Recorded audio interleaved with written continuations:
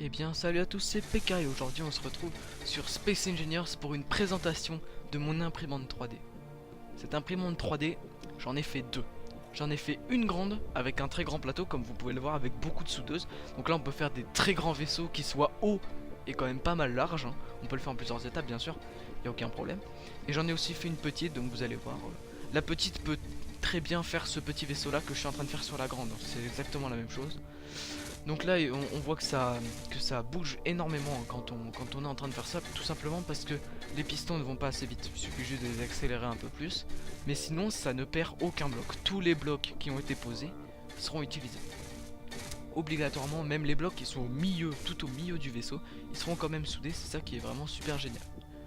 Donc voilà, donc là il n'y a aucun défaut, il manque normalement aucun bloc, sauf si il est trop éloigné des soudeuses. Voilà, normalement il n'y a aucun problème. Donc maintenant on va passer à la petite imprimante. Voici la petite imprimante, plus petite, hein, normal. Et donc cette petite imprimante va pouvoir imprimer tout pareil, bon bien sûr en plus petit. Et aujourd'hui on va faire une petite tourelle, voilà, une petite tourelle comme ça, qu'on peut mettre sur n'importe quel vaisseau. Donc la première chose à faire c'est de l'enregistrer dans F10 comme vous avez pu le voir.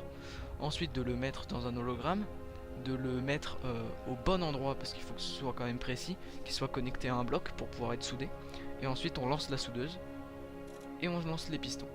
Et donc là ça va monter tout doucement encore une fois parce qu'on doit être à 0,1 ms, mais on pourrait aller beaucoup plus vite parce que vu qu'on est en créatif ça crée quand même extrêmement vite. Donc là ça soude tranquille ou pépère, voilà. Voilà, donc c'est plutôt efficace, là il y a vraiment rien du tout. Donc ici c'est le drone Epson que j'ai essayé de refaire du coup, qui est plutôt pas mal. Donc là tout de suite c'est beaucoup plus rapide, hein. Et là il y a même une caméra de sécurité que j'ai intégrée à celle-là, donc là c'est plutôt sympathique à voir. Donc voilà, j'espère que cette vidéo vous aura plu. Si vous voulez d'autres tutoriels, d'autres parties créatives sur Space Engineers, demandez-moi, il n'y a aucun problème, je ferai tout ce que vous voulez. Moi j'adore faire du créatif. Allez, c'était PK et à la prochaine.